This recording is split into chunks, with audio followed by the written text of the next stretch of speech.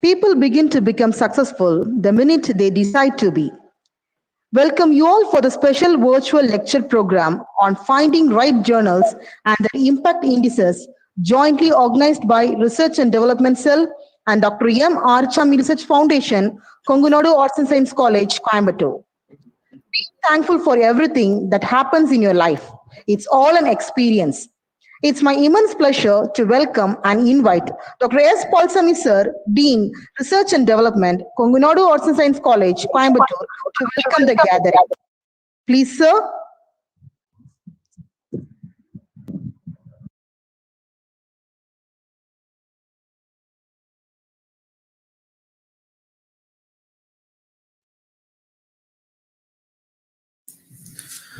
Sir, Balasim sir.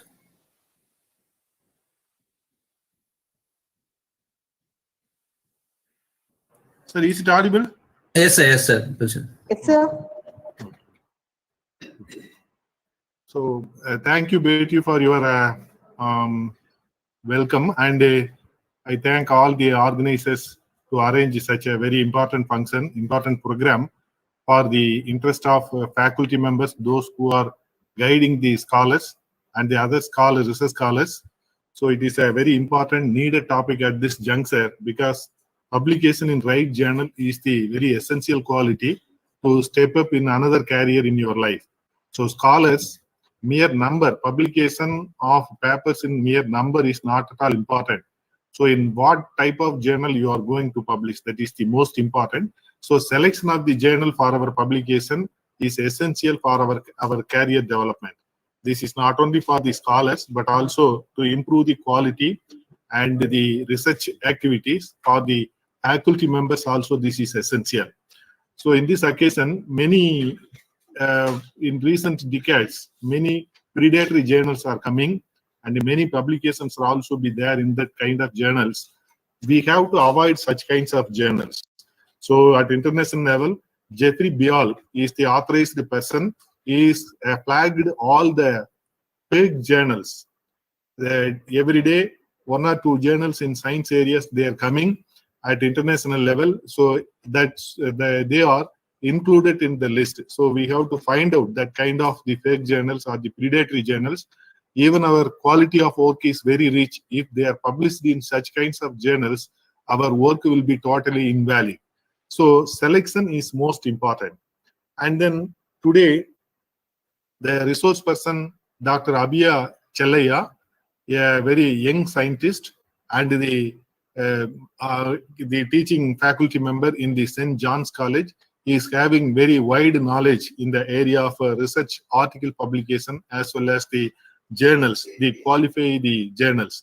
So in this area, since his PG studies, I know him, he very much involved in the publication. I think he is having one journal. He is editor-in-chief of one journal, Research in Biology. So very good author today we are having. We are very fortunate to listen all these things. It is my privilege to welcome our secretary madam, who is the instrumental for all our the construction activities inside the campus. And I take the opportunity to welcome our secretary madam for this lecture program. And I wholeheartedly welcome our principal, who is always very positive and positive energy in conducting such programs, encouraging such programs. So I welcome our principal for this program. And it is my honor to welcome all the heads of departments of the research departments for this lecture program. It is my duty to welcome our academic dean, Dr. Madan Sankar, for this program. He is most important person and encouraging all staff members for do very novel research which are very oriented to societal development. I welcome Madan Sankar, and I welcome the organizer, one of the organizers, Dr. Dandapani, for this program, who is going to propose the vote of thanks in this function. I am very much happy to welcome all the other faculty members and research scholars to participate in this program. So interact with I ask you to interact with the resource person. You can get more ideas regarding the publication of your valuable works. So once again, I thank all the organizers, participants, heads of departments of various research areas. Once again, I welcome all you for this function. I wish the program a grand success. Thank you very much. Thank you, sir. A flower does not think of competing to the flower next to it. It just blooms. I feel much delighted to offer the most hospitable welcome to our beloved principal, Dr. M. Lakshmanaswamy sir, who is sincerely producing the best outcomes from the institution to deliver the presidential address. Please, sir. Thank you. Good afternoon, all of you. Most respected Secretary and Syndicate Member of Bharatiya University, Dr. C. Vasagi Madam, and our resource person today, Dr. D. Abhiya Chellaya, Assistant Professor, Department of Botany, St. John's College, Palayamkottai, Tirunelveli, and Dean R&D, Dr. S. Balasamy sir, Organizer, Dr. G. Dadabani sir, faculty members, research scholars, UG and PG students, on behalf of the management, welcome you all for a special virtual lecture program jointly organized by Research and Development Cell and Dr.M.Aruchami Research Foundation, finding right journals and their impact indices. Submitting a manuscript to unsuitable journal is a common mistake and can cause journal editors to reject the manuscript before peer review. Choosing a relevant journal makes it more likely that your manuscript will be accepted. When looking for suitable journals in which to publish your own results, start with what you have read.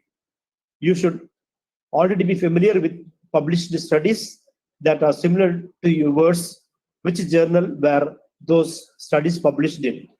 The same journals may be appropriate for your manuscript, so make a list of them. If you need more journals to consider, you can do literature searches for other published articles in your field that are similar in scope and impact on the field and see where they were published. When you have chosen the journal you think is the best fit for your study and your goals, it is usually a good idea to also identify your second and third choice journals. That way, if your paper is rejected from your first choice journal, you can quickly submit to your second choice journal. Impact factor is determined by averaging the number of citations a journal receives and the average number of times that articles within the journal are referred to by any other articles. Simply, but the more often a journal's articles are cited, the highest its impact factor. A high impact journal is one where its articles are regularly cited across the academic spectrum, and especially if they are cited in other high impact journals. Citation indexes were first developed in the 1950s as a means to measure impact factor of journals. The H-index is an index that attempts to measure both the productivity and impact of the published work of a scientist or scholar. In Scopus, the H-index is not a static value. It is calculated live on a set of results each time you look it up. H-index scores between 3 and 5 seems common for new assistant professors. Scores between 8 and 12 fairly standard for promotion to the position of tenured associate professors, and the score between 15 and 20 about right for becoming a full professor.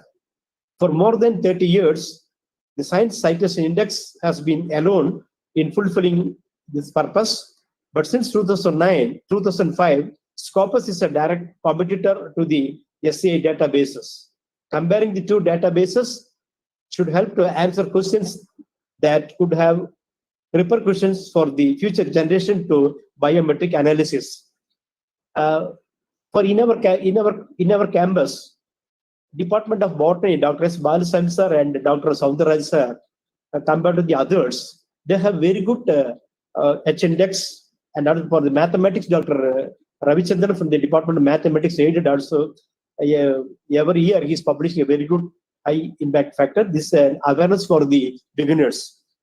With these few words, Once again, I welcome all. I take this opportunity to thank the organizers. I wish the program a grand success. Thank you. Thank you, sir. Think positively, you will never lose because positivity always wins. It's my valuable time to introduce our chief guest, Dr. Diab, sir, Assistant Professor in Botany, St. John's College, Palayamkottai, Tirunelveli District. Sir has completed his bachelor's and master's in botany in St. Xavier's College, Palayamkottai from 2004 to 2009. From 2010 to 2016, Sir completed his PhD in Manonmaniam Sundaranar University. Sir worked as an editor in Red Alert's academic services from 2010 to 2015, and now working as an assistant professor in botany in St. John's College. Sir has various academic skills and serving as an educator, editor, author, reviewer, and scholar. Sir has published 12 research articles, 15 books, and 138 edited issues. Sir has reviewed 1,200 articles and served as a guest lecturer in more than 100 lecture programs. Sir is an awardee in GATE in 2009 and 2010 and also TNACT in 2016. And now I request you, sir, to deliver your talk on the topic Finding Right Journals and Their Impact Indices. Please, sir. Thank you, ma'am, for your enlightening introduction. And after an introduction like this is always difficult for me to speak. It is because if you have boosted your aspiration to hear what I am going to speak, then I urge you to just lower it down so that even if I'm not up to the expectation or up to the mark of yourself, then it could be possible for you to adjust. Otherwise, in the other way around, if you are thinking over on what I'm going to speak, then of course it's going to be a tragedy. And before me entering into this, on the outset, I would like to thank Dr. Aruchami sir for his continuous encouragement as well as for giving me this opportunity to speak in the midst of you in this valuable topic. As well as I thank the management of Punganadu Arts and Science College, the principal, the secretary, and all the authorities for providing me this opportunity. I also thank the organizers, the coordinators, the one who is helping, and everybody who had joined here for listening to this lecture. And today's topic is choosing the right journal and impact indices. I'm Dr. Diab. I work as an assistant professor at the Department of Botany, St. John's College, Palayamkottai. And to the shock, you might have seen that I have not published many articles. It's because most of the editors, they won't go for publishing research articles. It's because we used to review, we used to edit a lot, and we don't have time to do that much of thing to do a justifiable work for publishing a research articles. But I hope, being an academician now, and as an assistant professor, I have started kicking to those things, and it's moving on. And for the today's topic, I have an agenda. For the next 1 hour of time or 45 minutes of time, we will be speaking about the. I hope it's moving. Please give me some time. Okay. Where is this design?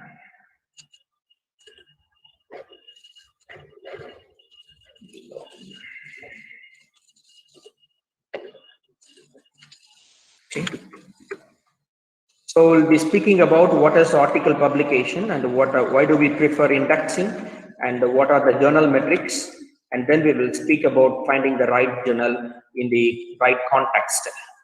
Before me entering into the core of the subject, I just wanted to start with a small illustration. And after the illustration, we have a small workout for us to do. If I have to speak and if you have to listen for the next 45 minutes of time, and then it will be a blah blah blah session, and it will be like a boring session.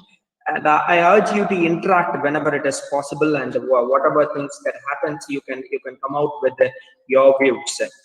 And it was an interview, and in that interview, an interviewer was asking questions, and an interviewee was listening it. And at that interview, we has done a very good work in this interview.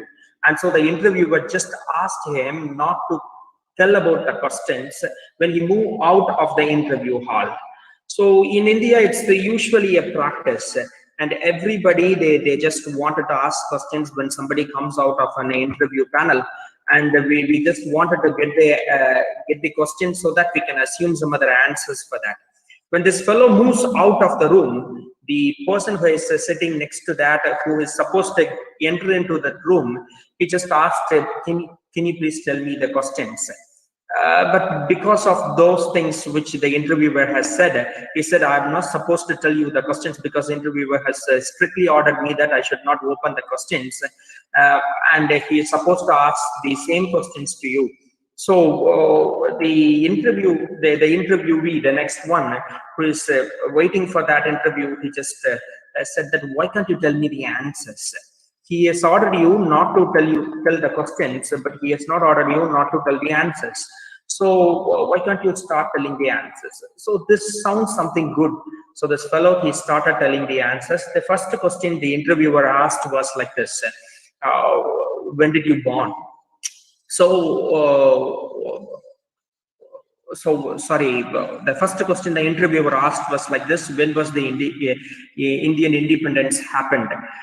Usually in interview we used to speak a lot. So this fellow, he said it was in 1947, August 15, this and that happened, and at last we got the independence. So and then the second question was like, how was the independence happened? So he started answering in a different way, like many things happened, and so many events took place, and at last in 1947 we got the independence. So the third question goes on like this: who was the father of India? So so he said, why should I tell one person as the father of India? Because this person is not interested to tell Gandhiji as the father of India. So he said, there are so many people who work for this, so I suppose that there should be more than one father of India. So the fourth question was like this then: do you think that the corruption is the main problem in India? So the answer, he said, I think that may be one of the problem, and the Prime Minister has appointed a committee to have this, and there are so many cases pending in the court, and I have to look at all those verdicts and the minutes of the committee. When it comes out, I can be very sure that corruption is the main problem in India.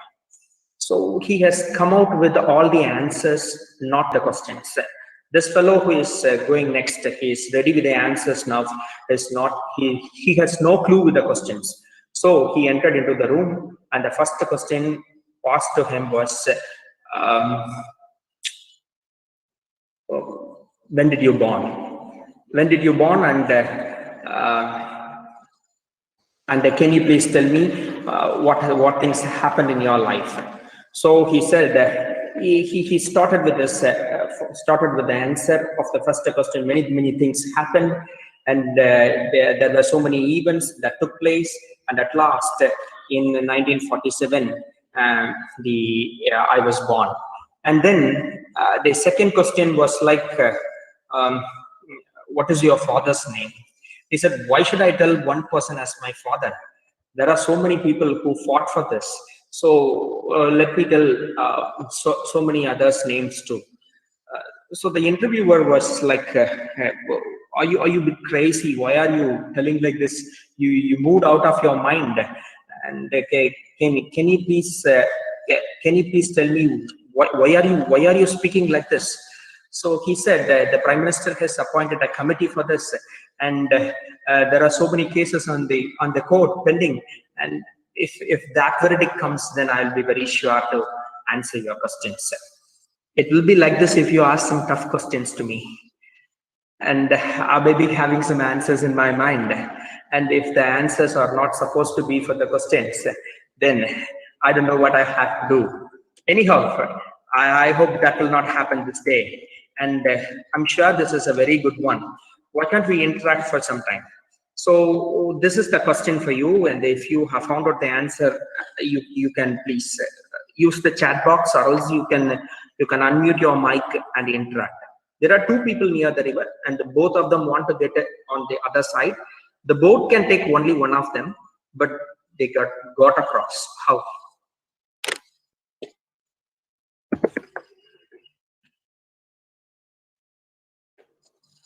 Is there any clue? Can you please interact? If I have to speak and if you have to listen to that, it will be a very boring session. So I urge you to interact. Can you please give some answers? You can unmute your mic and speak, or else you can use the chat box.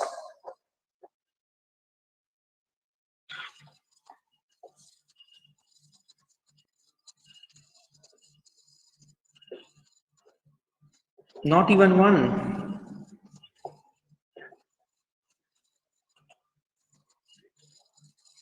Can you please interact?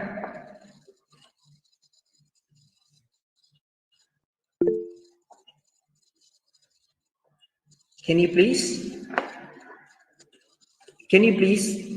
find the answer for this question so that we can move into the core of the subject? There are two people near the river, and both of them want to get on the other side. The boat can only take one of them, but they got across. How could this happen? Sir, they may be on either side, one this side and one that side.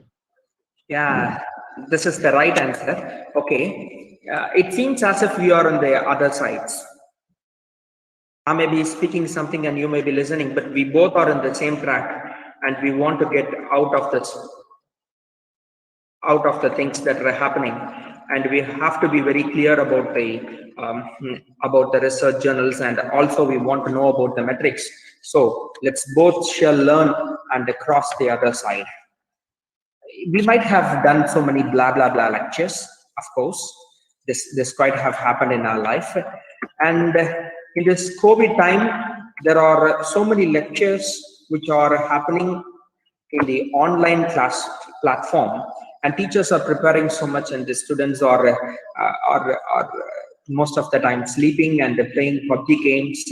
The history has taken a vengeance, and nowadays the teachers are becoming serious and students are becoming happy and sleepy, playing with their PUBG games and all. And examinations are becoming an eyewash programs or events, and the high time is that we are asked to correct all those eyewash and the copied papers as if they have done it with all those justifiable things. So such a thing is going on in the world, and it's always difficult for us to listen in the afternoon session. G.K. Chesterton, one of the greatest authors of all time, has written in his book Orthodoxy like this: every man's worldview changes dramatically 15 minutes after lunch. So you might had a great lunch, and it's 2 o'clock, and it's moving, the time is moving, and it's high time for you to sleep, but somehow we shall talk about something which is interesting, I hope, so that it's possible. Always there is something which is needed for us. People ask us about the publication. What have you published, and what is the number of research articles you have published? This time, in the last 5 years, people have been asking about citations. How many number of Scopus indexed papers you have published? How many number of SCI indexed papers you have published? And it's something which is inevitable for us to do. It is because NAC is always asking for quality publications. And even today, if you have to do a PhD, and universities are having a benchmark that you have to publish in Scopus and SCI journals. So such a hard time is there for us, for an assistant professor to get a research guideship, or else to do something good, they have to go with the publication. So what we are actually doing is we are doing publication, but we never care about the indexing part. It's the work that has to be done by the journal editors and the journal publishers. Of course, it's good, but something we have to do for the indexing purpose too. And that we are speaking more this day. When you look at the science publications, the science publications always exceed the number of arts publications in terms of research articles. And if you take the science publications, China being the country which is producing more number of research articles, articles. You know about it, China is the one which is producing more number of research articles, and then comes the North America, which is United States of America, that produces more number of research articles.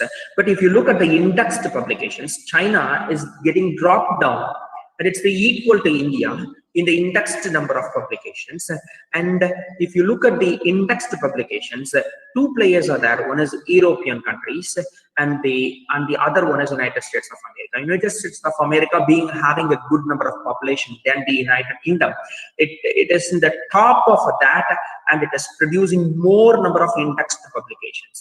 And United States is one another big player which is producing more number of indexed publications. Why do we need an indexed publication, and what is the need for that indexed publication? Let's speak about that more.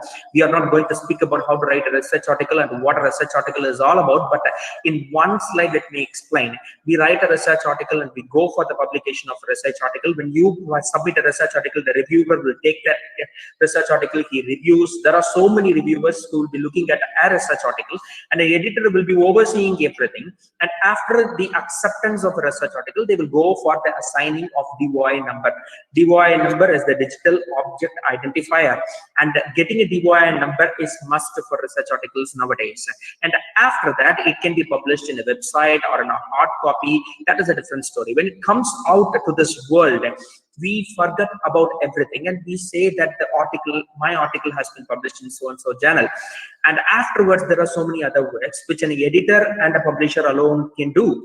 And most of the time we won't go for doing all these things, and if we do too, it is possible for us to increase the citations to a great extent. At one point we may be stumbled, and we may be in a situation that I have published so many research articles but my citation has not been increased. Why? And we are going to explain about this in this session.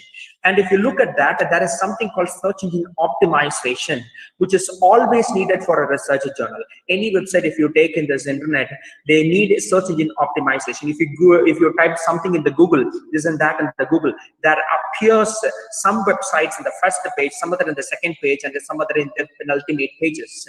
Why this is happening? It's because if the word that you are applying is there on the website, and if the search engine optimization is very good, then it will appear in the first page of the Google. Likewise, if somebody is typing a research topic in the internet, and if they have to get your article first in the Google search or in any other search platforms that they are using, then they have to optimize certain things. There is something called meta tagging, and there is something called backend links, and all these things should be maintained.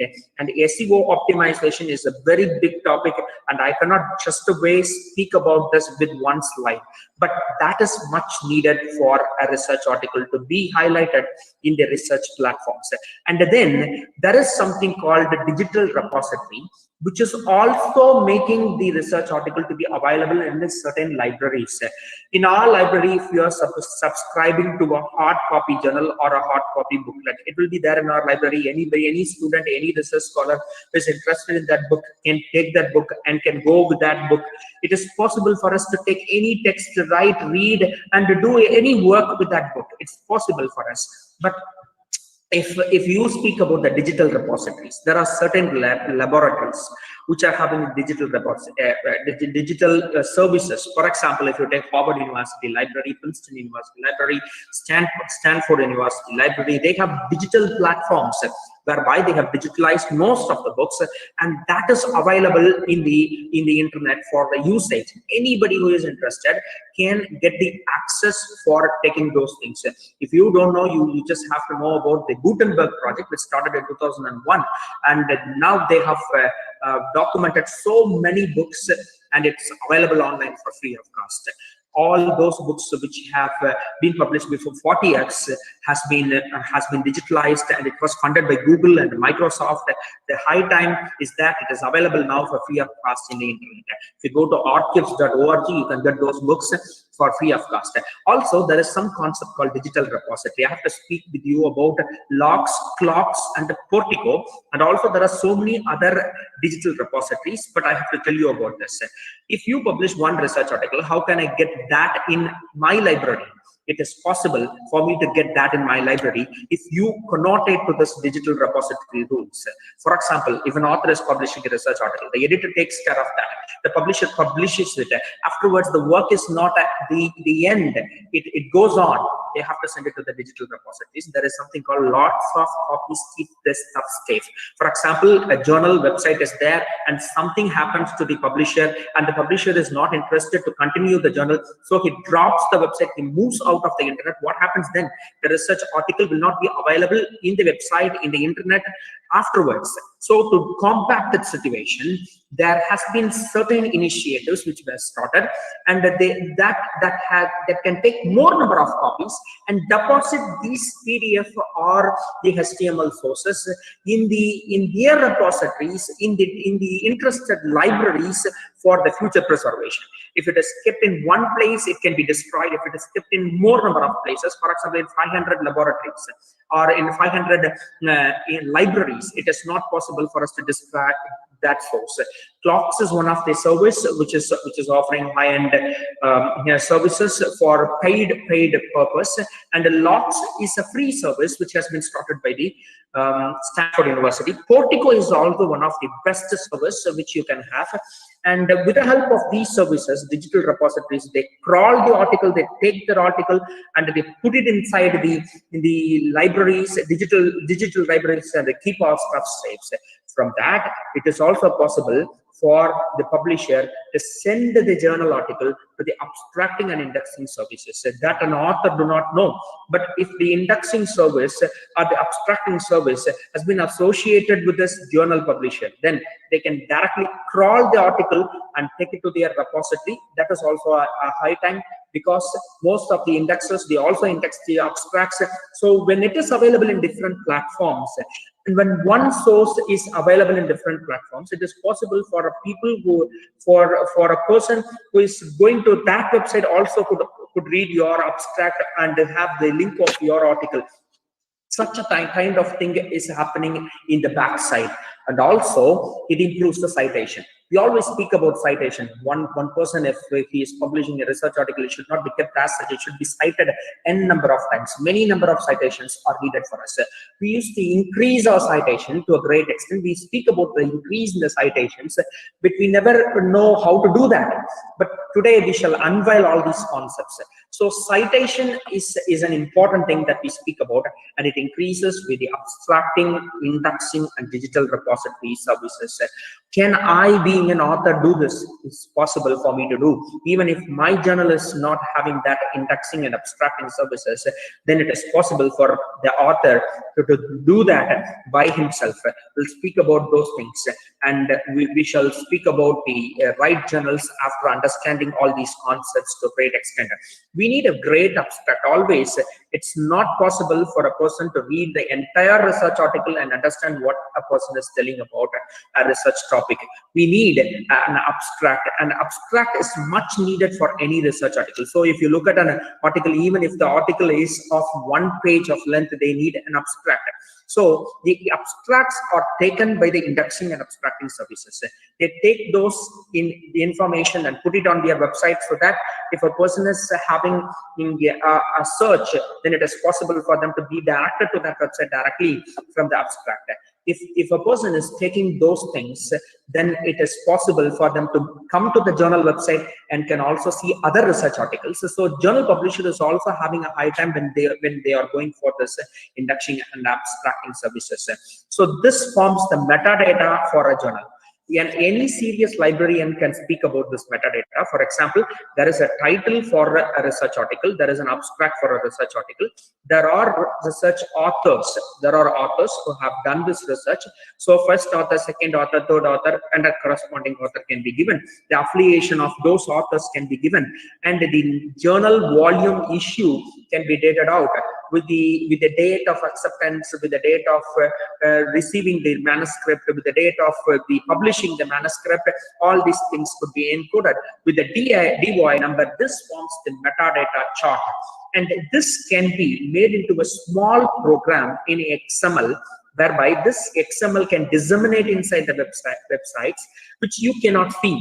You cannot see in the front end, but this XML can move in the back end, and it moves like something which is going inside a network and reaching the other indexing services, and it deposits the code there, thereby you can see everything in the HTML with that abstract, with the name of the authors, with the name of the title and everything. So this is happening in the back end, which an author may not know. Any author other than a computer science specialist or a computer science major cannot know about this, but this is something which is happening inside every journal, and that is being taken into consideration. So if that is not available in a journal, then what happens? Then your research title cannot be disseminated. If that metadata is not available for the research journal group, then they cannot disseminate it to this indexing service. If they are not associated with the indexing service, they may not disseminate the abstracts and index the research article. They may not provide the digital repository for you, and at last it hampers the citation. If everything is there, sometimes that may also hamper the citation. We'll speak about that later on. So an abstract is something which is very important. Every time what we used to do is that we first write the introduction. We go for writing the materials and methods. Materials and methods are the first one that a researcher have to write, and then they go for writing the results, and afterwards they come to the background or the introduction, and then they write the discussion and the conclusion. After doing all these things, we give less time for the abstract, but abstract is something very important. We have to give more time for the abstract in the context of having this as a dissemination tool. Abstract is something which is very much important for that, because most of the review articles are written on the basis of the abstracts. They won't even get the full text in some cases. If nowadays academics are getting increased and we have access to most of the total access channels, so we get more number of research articles in our hand, but it's also not possible for us to get that in most of the institutions. But so abstracts are a good tool for review writers, so they have to look at your abstract and get some amount of information. Abstracts, they are something which is a source for the review writers. And also encyclopedias, they take most of the abstract information.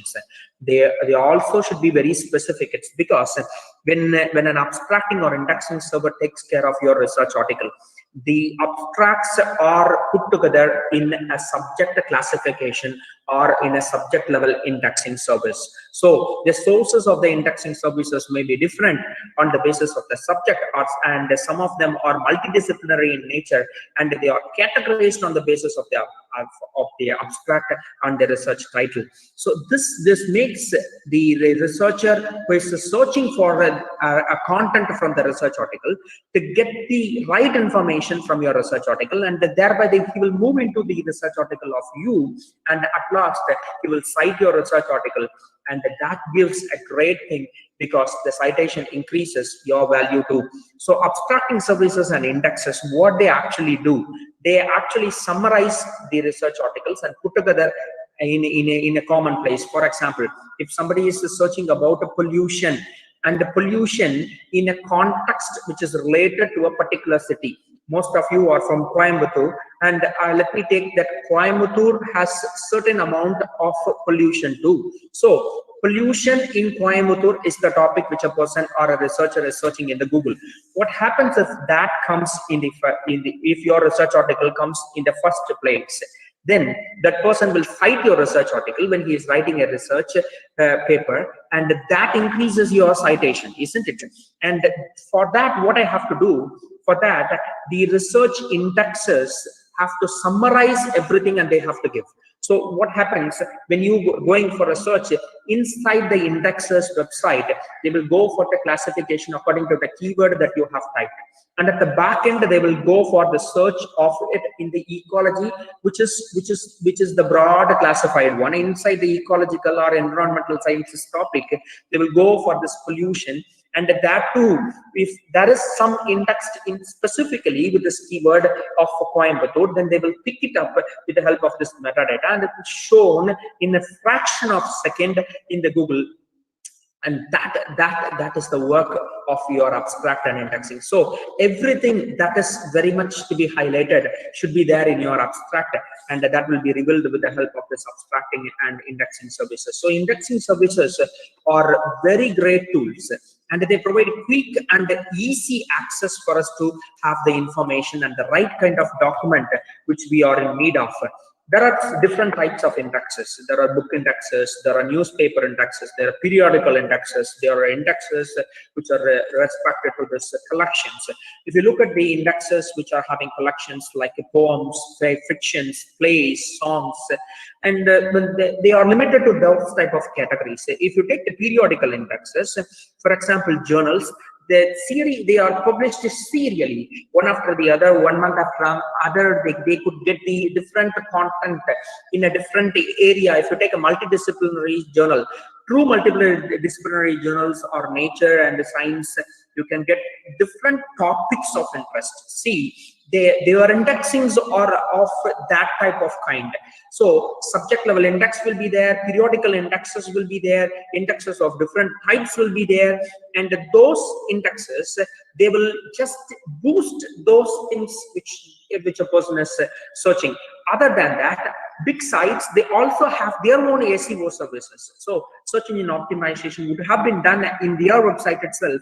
So when somebody searches in the Google finds their website along with the indexed website too, which adds the citation to a great extent, because when your article appears twice in the first page, what happens then? Then the person who searches thinks that yours is the best article, and it will be normally cited to a great extent. Such a kind of thing is behind the scene, and it is happening with every journal that you are publishing. And the function of an index is that it guides to the document in the correct way. Not only it is a service for the journals, it is also service for an author. Every author who is interested in publishing a research article, they have to be boosted when a right person is finding or giving a keyword which is related to the topic of the research article. For example, if his research article is not boosted, or if his research article is not in the first place, then it cannot be disseminated to a great extent. Though it is a good research article, or though it is a research article with high-end text, it cannot be, with good data and all, cannot be disseminated. Why? Because it is not indexed properly, and it is not with the metadata backend to that extent, and it is also not available for the Google search. In certain things like a robot.txt, a file will be there inside each website, and Google will crawl that. They provide a sitemap for all the websites, and they'll be linking everything. And every day Google will be updating all these things. If your website is not updated every day, then you have to make the Google to update it every day. If it is live, it will be updating. And if it is not live, it will be updating, but it will take months together for updating your website in that. So if that journal which is not updated, or if it is not alive for some time, then Google will think that this is not a website which is updating every day. So they will not go for the metadata indexing in their server too. Nowadays, artificial intelligence is proving to a great extent, and so the indexing services has become very easy, and it is also easy for us to have. Subject level index is something very great boon for us. For example, we have so many document level index. We have conference-related research papers. We have research articles. We have review articles. We have editorials. We have so many reports, project reports, and we have different types of bibliographic sources too. We have student-related materials. We have materials which are done by researchers. We have survey reports. There are different types of documents which are available, but those things should be categorized, and it should be given in the right form, and that is the work of an indexer. So if you take a journal which is publishing a research article, that research article publishing is not alone their work. The work is further extended to place the research article in the right indexing, whereby it can be available for other researchers to have this research article and use it for their purpose. And one part is that the subject index. Subject index is a broad classification, and it is also limited to different views and subcategories. They will just move and they will just pick up the research article in the right part, and thereby it is possible for us to get the subject index to a great extent. For example, if you go to Scopus and if you choose the subject as chemistry, or if you choose the subject as life sciences, it is possible for you to get the related content alone. You may not get anything from the commerce, or you may not get anything from the any criticism of a poem, which is a work done by an English professor. Though something which is related to eco-criticism can be available, but other things like a love poem criticism cannot be available. So such a great thing is available for us if we are going for a subject index. See, artificial intelligence has minimized our work to a great extent. If you have to go and refer to the research articles by yourself in the pool of research articles, it's always difficult for us to do. We are overloaded with so much of information. Think about that. Before 20 years of time, before 2000s, people used to go to the TNU or other big universities. They go and refer in the library. They go and do their work manually. They look after one paper, one thesis after other, one journal after other, and they collect the references. They come to their place, they categorize them, they use it for their research thesis. But nowadays, everything has been inside your pocket. Your mobile itself is enough for you to do this work, and it has been categorized by artificial intelligence.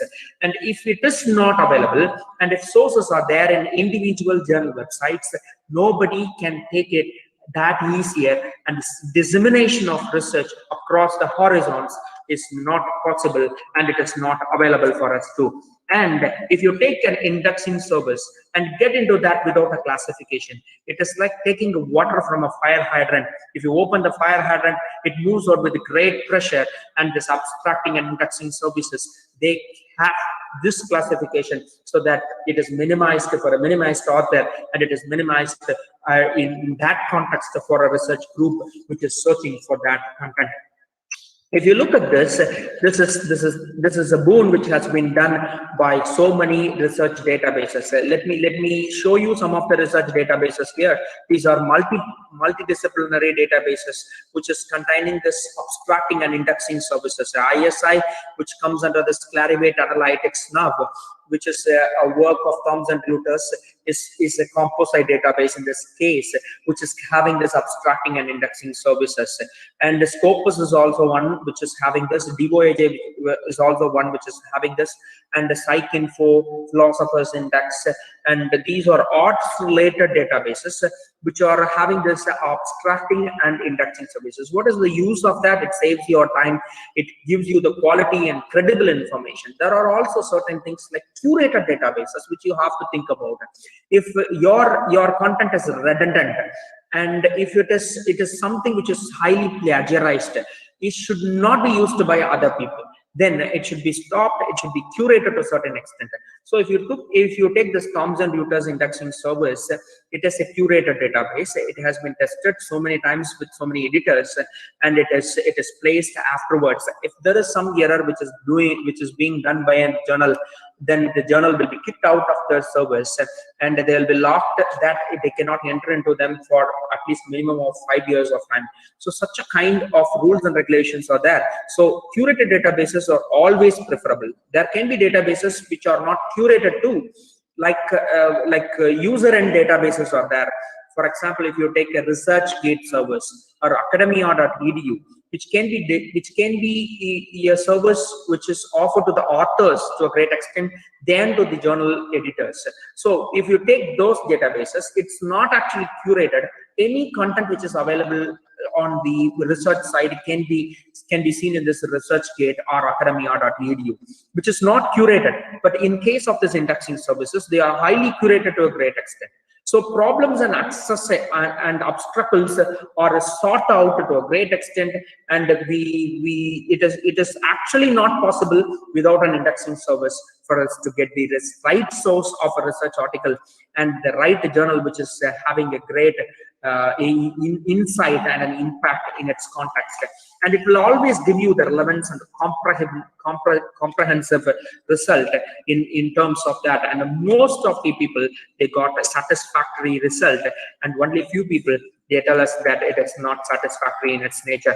And most of them, they are having their good quality, and it's also easy for us to use this indexing services for getting the right journal as well as the right research article. And in this world of online research, it is highly possible for us to use these services for having our research articles published in good journals. And it is also controlled by various frequent users. If you look at the research indexings and services, there are certain things which we have to think about. You can get many ideas out of this indexings. If you go to an indexing server and search for your research topic, it's possible for you to get new research topics, because if you go and search in a research group or in a publication group or in a particular journal, it is always possible for you to get a limited amount of content. We need more content because it is highly possible for us to access it in this online platform with the help of artificial intelligence. So the indexing servers are the best one for us to have. So the quality and the quantity of the material is very high. And if somebody is writing a literature review or a review paper, it is possible for us to have that in an easy way. And also it is providing us a limited time so that we can save the search time. In the help of that, also we shall limit to the mode of the publication which we have to search. For example, if you don't like to search for the news which are from the newspapers, or a local article which is published in a magazine, then you can stop having all those access, because if you type that keyword in the Google bluntly, it is possible for you to get all those things. For example, if I'm speaking about the threat to elephants in research articles, if I have to get the research article source alone, now what shall I do then? If I'm typing the threat to elephants in the Google search, I may get something which is there in the newspaper, I may get something which is there in the magazine, I may get something which is there in the reviews, in the books, in the dissertations, but I want something from the research article. What I have to do now, I have to go to a certain database which is having the research articles alone and which is having the disciplinary categorization, so that it is easy for me to go for that. What is that being done? It is done by an editor who selects that and places it in the right place of the indexing service. Okay, and in the historical perspective, we have done a lot, and indexers, they have tried for their excellence to keep these research articles in the right place. It is most of them, they have taken copies of that, they have preserved the hard copies in the libraries for a long time. And now, if you look at those like EBSCO and EBSCO, ProQuest, or high-end databases, and they are even digitalizing those things which they had collected in the past, and they are keeping it in their website. So such a kind of thing is happening inside the indexing world. And indexing and metadata is something which is very much needed for a research paper, which an author may not know, but an editor and a publisher knows about their importance. And a human versus machine indexing is much better. It's because machine indexing has done a lot of things. Maybe in human indexing we have so many lateral thinking, and we are having good strategies to devise the books, but it is time consuming, it's manpower consuming, and it's impossible for us to place it in a limited time. But in case of this machine indexing, it is possible for us to do it in a high speed, and with the help of those categories, it is also possible for us to pick out the keywords and index in the right type of categories, which is possible for us to do. So A has given you a lot of things: relevant data set, scholarly material, good quality material, and the language that you prefer, also the transparent things. The most important thing is that everything is becoming transparent and open access. If you look at that, these are some of the indexes which are indexing it. Google Scholar being the biggest one in this world, which is indexing all the research articles, almost all the research articles which are available in the websites. And Scopus is one another. PubMed is one another, and you may know about PubMed Central, SCIA, XCSA expanded and all, and also we have ProQuest, EBSCO, Embase, and DOAJ is one important database which is for the open access journals. Woolrich database is there, OpenJGate is there, Index Copernicus is also there, because even though it is questionable, it is having so many sources And we also have the WHO, which is having an HNR database, Kinari, CAGR, which is having so many documents from the African nations. And such a kind of indexes, they are indexing our research articles, and they are providing the search to an easy extent. If those indexes are not there, it is impossible for us to get those easy searches, and it is impossible for us to have those research articles easily when we search in the Google. Why I'm telling about this, it's because most of the authors, they may not know about the things which are happening behind the screen, behind the journals. They have to know about it. When they are choosing a research journal, they have to keep this in their mind, and thereby it is possible for them to choose the right journal of their choice. Also, when you look at the metrics, if the indexing is done, there comes the metrics. When people are more, then we rank them. We rank them. If 5 or 3 people are there, we rank them according to their height. It is normal. The one who is height, when one who is tall is the one that I have to appeal, or one who is fair, somebody is white, pale white in color, somebody is dark in color, somebody is brown, sepia in color, and we rank them according to the nature of them. Likewise, journals can also be ranked. How can I be ranked? How can a journal be ranked? It is on the basis of the citations that the journal is getting.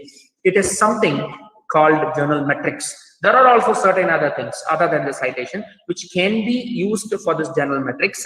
Nowadays, it's getting popular like altmetrics and article level metrics are there. Usually, if an article is published, if you are the author, you share that in your Instagram or your Facebook or Twitter or LinkedIn, any social networking site. I may be somebody who is a friend to you. I may like you, isn't it? I may like the research article. I may share that. If it's an interested topic, normally I may share that. Okay, so that can be counted. This is called an article level metrics with regard to that alt metric, and that can be discussed later on. So if you look at that in the journal metrics, if you look at that, the journal topics are becoming very hotter, and it's indexed now, it's categorized in the subject level, and I should know which journal is the preferred one, which journal is the one which is having good quality research articles preferred by more number of authors. Usually, if more number of authors are preferred and more number of authors prefer a particular research article, and it is highlighted naturally, isn't it? And so the journal analytics came. They analyze and compare the journal information. First, they started in 1950s by Thomson and Reuters, and that has been done manually. And the manual thing has now done by artificial intelligence, because the volume is very big and the database is also very big. If you look at these 3 databases, they are having good database. The Web of Science, Scopus, and PubMed, they are having a very good database, and they are ranking it to their to the journal's quality. And the journal impact is something which is formulated by the journal citation reports that comes out of Thomson Reuters, and now it is called the Clarivate Analytics. Every company, when they purchases a particular firm, they changes the name of that, and so we get different names of it, but they are same in their analysis. If you look at this man is Eugene Garfield. He the one who started this impact factor. This is the research article which made the ball to roll, and it is on the basis of the citation indexes. And if you look at those, the citation data is something very important, because if the citation data is taken into consideration, it is counted, and then you can date the use of this research article, or you can speak about the value of this research article to a great extent. It speaks about the relationship between one research article to the other, and it's also speaking about the bibliometrics and the extent of it is used. And this has been surfed by this Garfield, and he has formulated Institute of Scientific Information, and it is now popularly called ISI, which is having this SCI expanded indexes and the social sciences citation index and all. And now they have started book indexing services too. And there are different things which we have to speak about. One is article level metrics, which is always speaking about the citation impact. And authors level metrics is also there. We will speak about the H index and the G index. There are also certain metrics which speaks about the quality of a journal on the basis of the citation. This is called the journal impact factor. And if you look at this, there are so many uses for the citation data. By researchers, they are used for looking up the research articles, and they are also used for looking up the same topic or related research articles, replications of research articles. They can also have certain things like you can surf a source and get the one which is used by this. The diagram which I have placed in the right end speaks about that very much. If a paper is being cited by one or two research articles, the 2 or 3 research articles can be cited by the other research article, and moves on. It moves on. It's like a chain, and it's like a big chain, and it's moving on in the scientific world. And one day this concept has been disseminated to the far-flung areas where we cannot take that easier. So with the help of this can be used for these purposes by a researcher, and for the administrative purpose, citation data is used to a great extent. Nowadays, if you look at the API scores, they are asking for the citation data, and for a tenure and promotion, we can use the citation data. And most of the funding agencies and grant proposals are categorized on the basis of the citation that we have, and it is something which is a criteria to select a journal to. And the librarians, they take care of the citation data to a great extent, because they prefer a book or a journal on the basis of the extent of citations that a journal or a book is having. So journal impact factor is counted because of the average number of citations an article is being in its lifetime. For example, if you take a research article which is published in 2021, and then this research article can pull out impact factor for this research journal in the way that it is getting cited. For example, if the citation score of a particular research journal in the total citation of a particular research journal in the year 2021 is 400, let's take that.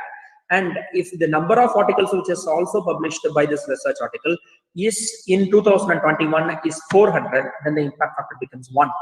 It's like the number of research articles in the denominator and the number of citations in the numerator. So if one particular research article is pulling great number of citations, it can increase the quality of the journal. If one research article is not at all giving any citation, it is hampering the quality of the journal. It's like if a research article is cited to a great extent, it is increasing the impact of a journal, and it's improving the quality of the journal, as well as the research is disseminated, as well as the author is getting a high citations. When he is looking for the H index, G index, and I-10 index, he is boosted to a great extent by all these services. This comes out with the help of indexing and abstracting services, which we were speaking at the start of this talk. And what is the difference behind this? Why do we go for the journal impact factor and not the other metrics? It's because it has been done for a long time. It has started in 1957, and they had a very good database from the start. It's for free of cost, and it is not done in a biased manner. Entering into this SCI platform is a very hectic, very difficult one, and the journals, they have to adopt with a lot of rules and regulations. There are so many organizations which they have to go with, they have to prefer with, and then they can opt with the service. So indexing in such a kind of thing is highly valuable. What they actually do, they collect the research articles from the journals which are indexed, and they keep it in their repository. When the research article which is there in the repository cites a research article which is there in their own repository, this is highly selfish in its nature, but it's that which is proving their quality. When the journal cites some other research article which is there inside their repository, then the citation score is given for them. If the citation in the research article is not from their repository, then that citation will not be taken into consideration.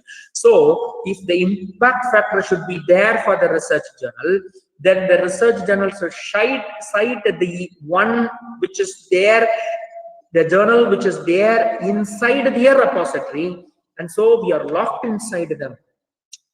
It's curated, it's high, it's good, but the providing of information is locked inside their database. To a certain extent, if a person is having or getting a good information from a research article which is published in a substantiated journal, in a substantial journal, or else if it is there in a journal which is marked with a questionable repute, and then we cannot take that or account for that in a citation inside these databases. So databases are very, very secluded in their nature. They are inside, or they are closed inside, and if citations have to be increased, so the journals prefer most of those journals which are there inside the repository. This is the backend which is going on there. So in a journal impact factor calculation, they normally do it for 2 years or for 5 years.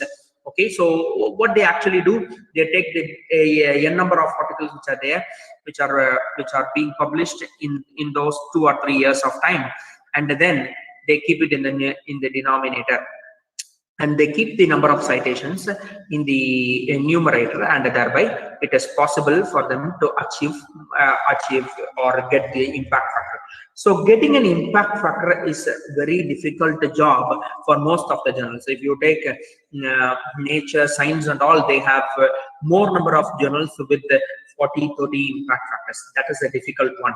But Relay publication is the one which is having a journal with a high number of citations, and that is the one which has been dominating for most decades. For 2 to 3 decades, I hope it is the one which is dominating. It's having an impact factor of more than 200, and if you publish one research article there in that journal, it speaks for your lifetime.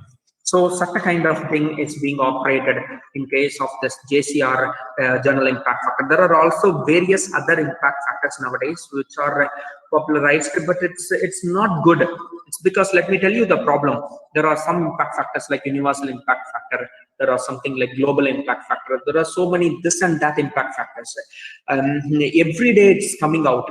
Every day journals are adopting for new impact factors. Why can't we go for that? They do not have this type of indexing service. They don't have a database. If they have a database, then it would be good. But that database should not be biased. It should not be on the basis of a commercial one. It should be on a open type. It should be on a curated purpose.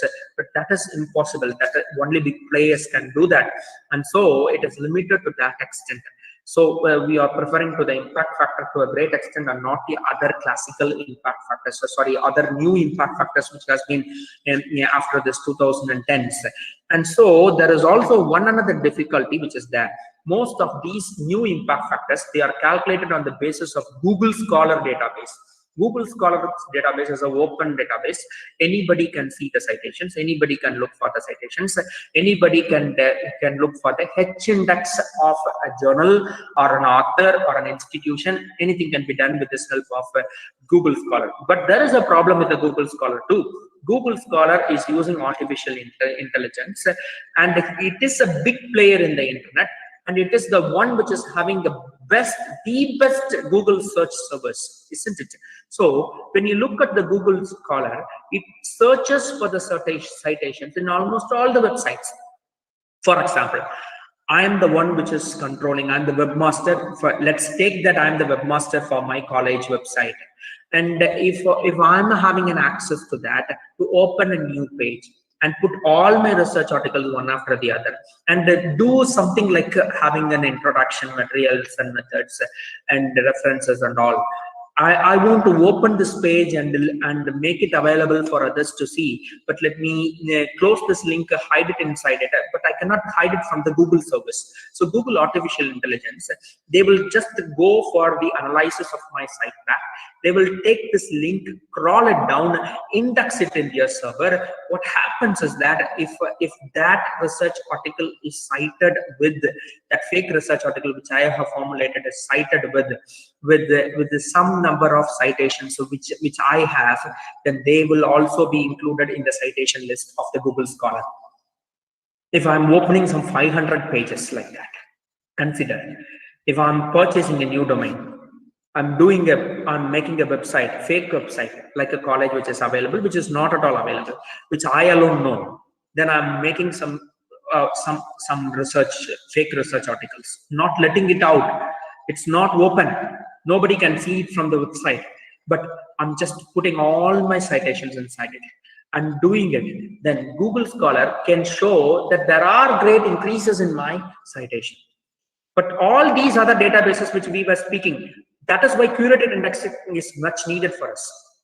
Thomson Reuters cannot show that, Scopus cannot show that, DOAJ cannot show that. So Google Scholar can have this defect. It's because it's using the indexing service not in this curation aspect, but on the basis of artificial intelligence crawled from different sites. They have different purpose. They're just doing it as a part of their work. Bing is also having an author academic index. And in this academic index, same problem is there. So such a kind of thing is there behind the impact factor, which is being used by these new players which came to this field. When they use the Google Scholar, it cannot be the right one. Also, we may have self-citation. If an author is doing this, and if an author is writing some 100 papers in his career, and if that 100 paper is cited by him extensively, what happens then? Then it becomes the self-citation. For a purpose of increasing his citation, he is doing that, and it should not be done. It is something very bad. So there comes another criteria called Agent factor, where it can be secluded. Also, in some disciplines, there are certain things which cannot be done. There are very non-specific disciplines are there, whereby the researchers are very small. So the one research article, when it comes out, it's increasing the citation to a great extent. And in a popular subject, if more people are there, then the citations cannot increase. Such a kind of thing is there. If a person is writing a research article in Tamil, for example, he cannot increase the citation. It's because these players, they are always preferring to the English citations alone. So these type of difficulties and limitations are there. So such a kind of thing is to be taken into consideration. Agent factor is one thing which is solving this problem, but it cannot be done for small journals or journals without proper quality measures. So this is a type of weighted average of this impact factor. If say, for example, if Nature is having 41 impact factor this year, and if this 41 impact factor can be taken in as 100, so this, if in the next year, if how many number of impact citations they can put forth, such a kind of thing can be done for an author, can be done for a journal, and also for a researcher. But this can be useful only for big journal groups, big publishers who are having much measures to do this search engine optimization and indexing service, and it influences the author and the score of the article too. And there are so many advantages. It's because it's access for free of cost, and it's the evaluation period can be any time. For example, for an impact factor, the journal citation reports, they are taking 1 year of time to provide the impact factor for the year, but this agent factor can be done at any time. And also there are certain disadvantages, like the cross disciplines cannot be compared to a great extent. And if you come to the H index is one thing which most of us know, and it is similar to that of the impact factor in one kind, but this is an author level metrics. H index can be done for an author and also for an institution or for a journal too, to a certain extent. For example, if an author is publishing 10 research articles, this comes as the author publishes 10 research papers. And if he is coming out with 10 citations, okay, then the H index becomes 1. If he is having 10 research articles, and if he is having 100 research citations, then it increases. So here comes the H index, where the quality of an author can be counted or can be taken into consideration. This I-10 index is one thing which has been popularized by Google Scholar, and Google Scholar has a different way of doing it. For example, if a research article is being published by me, and if it crosses 10 citations, it becomes 1. It is counted as 1. So at least if an article is having 10 citation, it can be counted as 1. It can be counted, it can be taken into consideration. If an article is not crossing 10 citations, it cannot be counted. So that is the strategy which they are playing, and it is also a count which is speaking about the author and as well as the article index. And the G index is also one specific thing which we have to speak about. For example, you might have published some 10 or 15 research articles, and one article is having great number of citations, and one another article is not having any citation. And you have 5 articles which are having moderate citations and 5 articles which are having below average citations. So it speaks about all these things. An author which is having one research article and boosting his citation and he's getting popular out of it can be seen with the help of this G index. And it speaks about the author's top research articles, and it was also speaking about the other articles which is not pulling citations. So just by looking at a citation, we cannot come to a conclusion that he is a serious researcher. Just because of having one research article, he may be a co-author, he may be a researcher who has done some research with some other research author who is great in his field, and because of that, he is enjoying these citations. So like that, these are indexes which are used for the prescription of a good author or a good article or a good journal. With the help of these things, we can come to that conclusion. And there is also something called immediacy index, which speaks about the topicality and urgency of a research article. So in this case, so the number of times a research article, number of times articles published in a year is counted seriously. For example, if a journal is having 12 issues per year, monthly journal, or if having it is publishing for 12 times, this journal is going to publish research articles for 12 times in a year. But in contrast to that, one journal is having only for example, 1 issue per year. So one volume is having only 1 issue, then they are going to publish once in 1 year. That is different. An article cannot be cited that easier if 1 issue is published in 1 year. It's because in the next year alone, it can be taken into consideration. Such a kind of thing is there. Also, if you look at a journal, let me tell you the Journal of Biochemistry. If you go to that journal, it's publishing thousands of articles every year.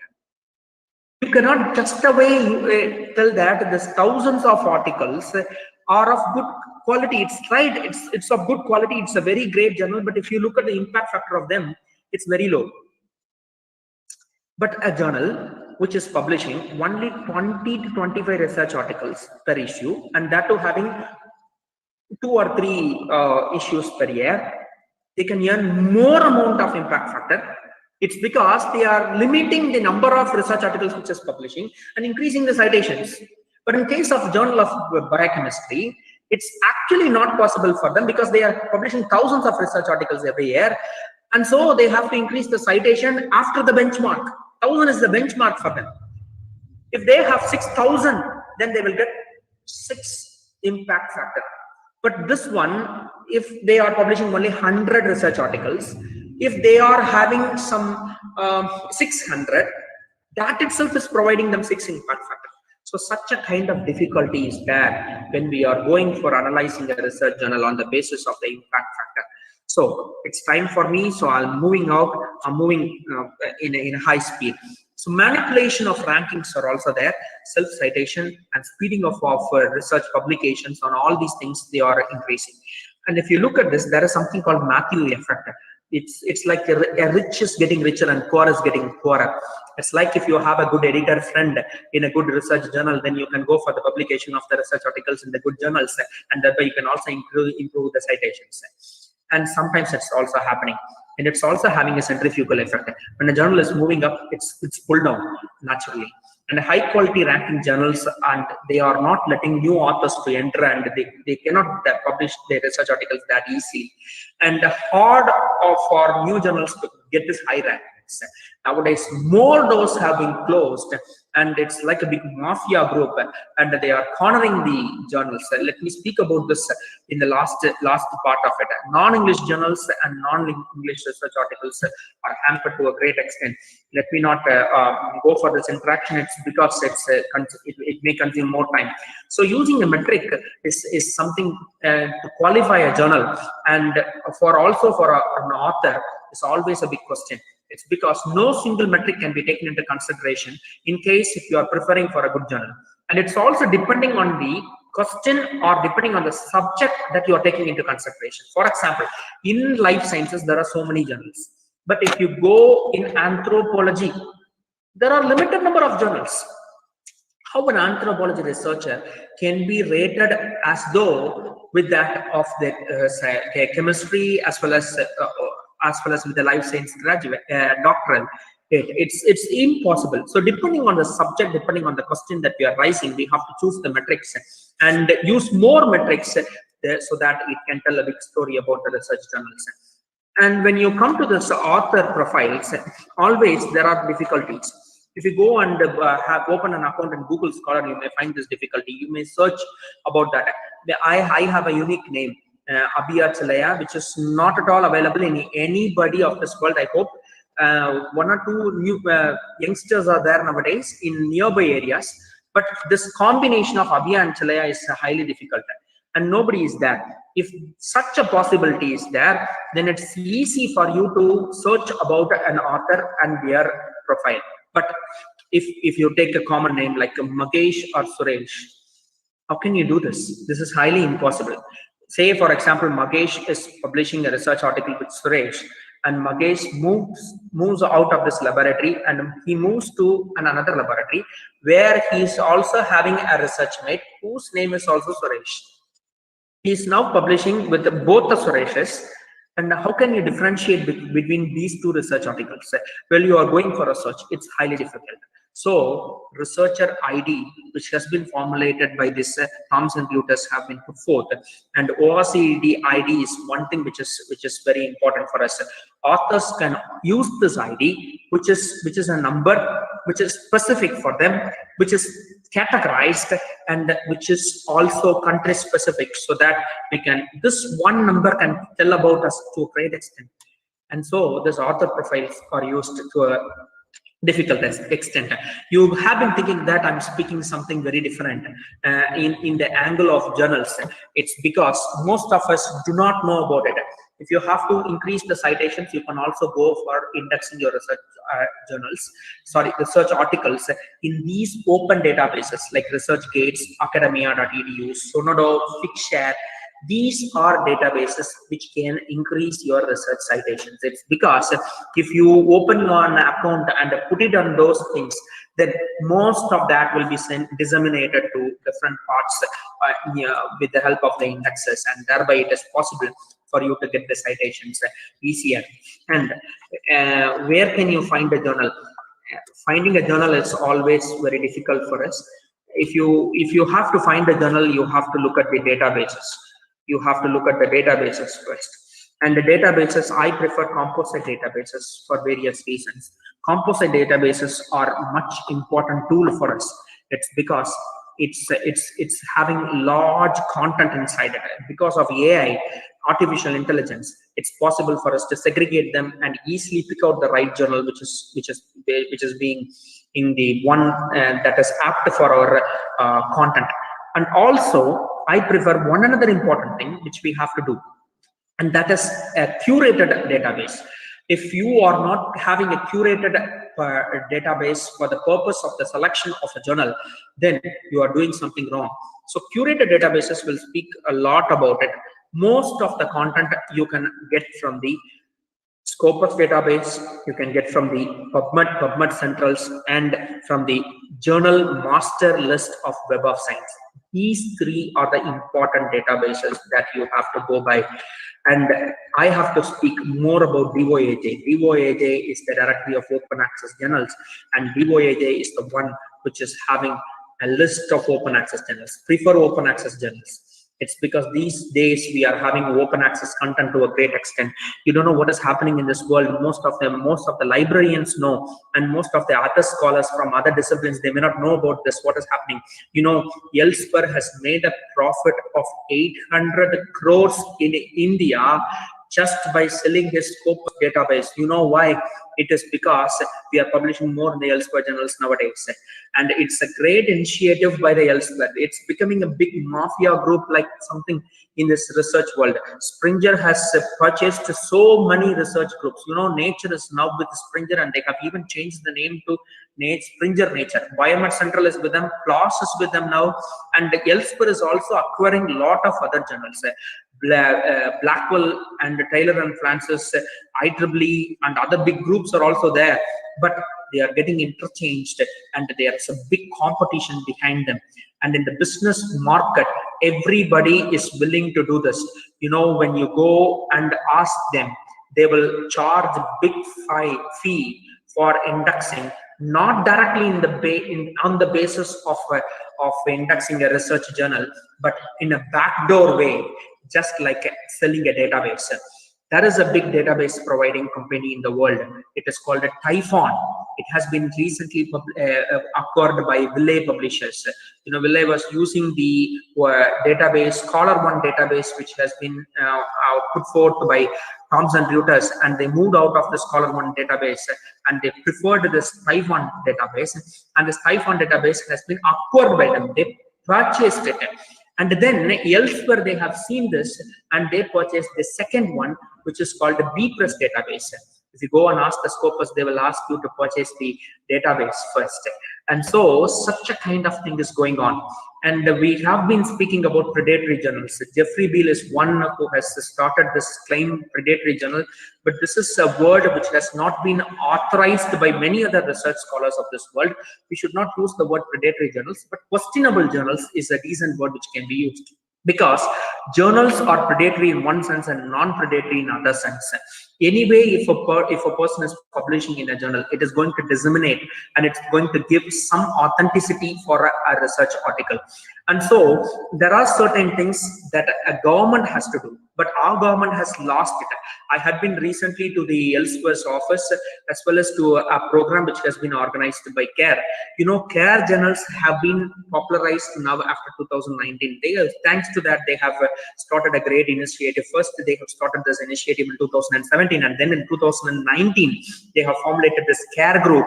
And with the help of that, every university has to recommend certain journals in their area, and that will be taken to the central group where the core group is available. Before that, it is curated in the regional wise groups. For the South India, it's there in Hyderabad University, and they curate it, and they send the list to the Pune University, Savitri Pul University, which is there in Pune, and there they are segregating, and if it is acceptable, they are taking it to that. But what part the government is playing for taking out this predatory journals or the questionable journals? They are not doing anything. If you go to Thailand, they have a different initiative for the editors. They train the editors, they give the choice for their own journals, Thailand journals, to improve the content, and they are accessing the journals every year periodically. Before they have to go for the Scopus, they are given a mock trial by the institute which has been formulated in Thailand. Korea is also having such a kind of thing. But in India, they have opened this market, and they are just closing it because big mafias have entered into it, and they are making huge profit out of it. You may not know how much amount of profit they are doing. For all the toll access, nowadays you are not paying. So if you go and just put ask for the PDF in Elsevier or a Springer, they may ask you to pay $30. You are not paying. Your institution is paying. How that is done? This institution is paying a huge amount. University is paying a huge amount. 800 crores has been generated by them in 2020, and such a great thing is doing by them. And this market you cannot break. I cannot break. But on the wave we have to move. So we have to choose the right journal with the right quality as per the expectation. Also prefer open access journals so that we can stop their work. They are getting those money from the toll access journals. Why can't university fund for this open access? There are so many good open access journals which are having high impact factors too, which are also having good qualities, good number of citations without any errors. Go to DOAJ, search for a good journal, you can get this. And when paper research article model is put forth, it has been criticized to a great extent. Why do we prefer this research journals? We know about it, and for that I have an interaction. This is the last one. See, this is why she looks behind, and let me close that with what I'm not going to ask you with what the perspective is. It's because the notes of her husband and the notes of this child is the same. We are just looking for the identical ones. We are looking for people to have the identical one, and if one of our colleagues is publishing in a journal, we will go for publishing in that journal. If one of our researcher is preparing a journal, we will also prefer that journal. If a similar article is published in a journal, we will prefer that journal. That thing should be taken away from our mind, and we have to go for accessing these databases first. And these databases will give you lot of research articles, DOAJ, journal master list, Scopus, and PubMed. They will speak a lot. They will give you multiple. The PubMed alone is not a multiple multiple indexing service, and all the other three are multiple indexing service, and anybody from any subject can go and search their research articles here in this one. So we have to speak about open access more, and this is a free and immediate choice, and it is possible for you to have this. There are different types of open access. There are green open access and the gold open access journals. Green open access journals are available for free of cost for some time, and the gold open access journals, they are available for free of cost for ever time. We need to prefer for this kind of research journals which are having the gold open access, and so our imprint can be available for free of cost to all the other researchers. Whenever they come, they can get our research articles free of cost, and that should be done. And if possible, we can also have this idea in our institutions, and in the future we can provide more number of open access research articles with the Creative Commons license. And thank you for listening to my lecture. I don't know how many of you have been bored by my lecture, but this is something which I really want to do.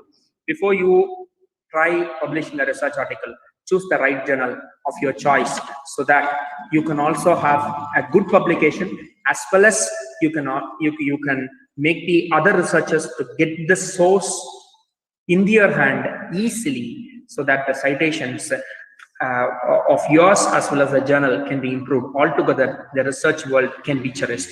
Thank you for listening to my lecture. I thank the management for giving me this opportunity once again. Thank you. Thank you. And all, if you have doubts, you can be very sure and open to ask.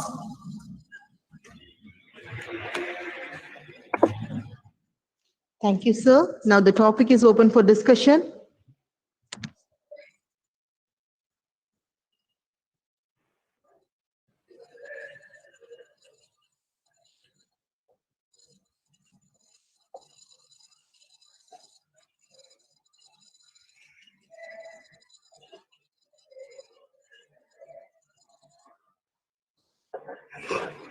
Could you please brief about H index and I-10 indexing? I hope I have done it, but as you have asked, let me do that once again. And these are author level metrics to a great extent. And in H index, if you have published 20 research articles, let's take that you have published 20 research articles, and when you are crossing 20 citations, it becomes 1. It's similar to that of impact factor, but it's an author level metric. But in case of an impact factor, it is a journal level metric. And in H index, we take that 20 citation when you are publishing 20 research articles is 1. So if you have 200 citations, if you have 20 research articles published, then your H index will become 10. This is something which is similar to that of impact factor. But in case if you are using it, it's an author level impact factor. Impact factor is one which is given for a journal and not for an author. If an author needs an impact factor, then H index is the choice. In case of item index, the articles which has crossed at least 10 citations alone will be taken into consideration. You may be having one research article which has not crossed 10 citations. So even if it is 9 citations, it will not be taken into consideration. Only articles which has crossed 10 citations will be taken into consideration. It is also an author level metrics.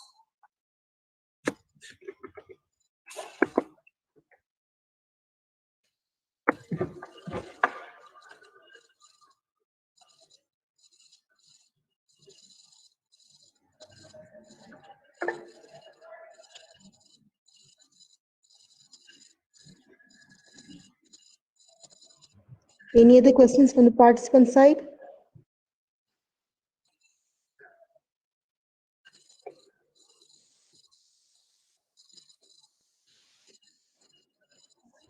Well, thank you so much, sir, for your informative talk on the topic. We cannot do great things on this earth, only small things with great love. Now I request Dr. G. Dandabani, sir, Assistant Professor in Botany, Kongunadu Arts and Science College, Coimbatore, to deliver the vote of thanks. Please, sir. Thank you. Thank you, madam. Good evening to one and all present here. It is a great honor and privilege to propose the vote of thanks for this virtual lecture program on finding right journals and their impact indices, jointly organized by Research and Developmental Cell and Dr.M.Aruchami Research Foundation, Kongunadu Arts and Science College, Coimbatore. So first and foremost, I would like to express my sincere gratitude and heartfelt thanks to our Honorable President, respected Dr. M. Aruchami sir, and the Secretary and Director of our institution, respected and beloved Dr. C.A. Vaski ma'am, for their engagement, moral support, and guidance for this program. Thank you, sir, and thank you, madam. I would like to express my profound gratitude to our principal, respected Dr. M. Lakshmanasamy sir, for this presidential address, support, and the necessary needful for grand success of this lecture program. Thank you, sir. Further, I am very happy to extend my sincere and heartfelt thanks to our Dean, Research and Development, respected Dr. S. Palusamy sir, who is the backbone of this program, and Dean Academics, Dr. S. R. Madhasankar sir, for our institution, organizing committee, and my own. I am very happy to express my special thanks to our today research person, Dr. T. Abhayat Sellaya, Assistant Professor, Department of Botany, St. John's College, Palayangottu, Tirunelveli.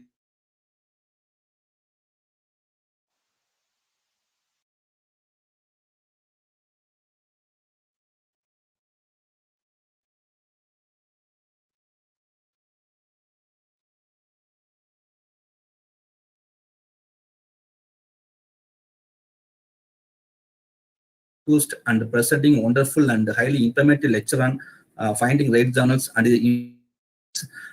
kind of various journal like Scopus, SCI, and everything. So thank you, sir. Thank you very much for sharing your knowledge, and I hope it is really helpful to young research minds. Further, I would like to convey my sincere and special thanks to all the participants, our faculty members, research scholars, and students who have turned up in such great number for all your kind cooperation and actively participating in this lecture program. So finally, I convey my special thanks to Mrs. Petty Thomas, research scholar, Department of Botany, Kongunadu Arts and Science College, for her wonderful MOC and the introduction about the research person for this program. Thank you, ma'am. Once again, thank you all for this great opportunity. Thank you. Thank you, sir. All that begins well ends well. All reserved and unreserved credits goes to the Almighty. Once again, I thank you all participants. Have a nice time.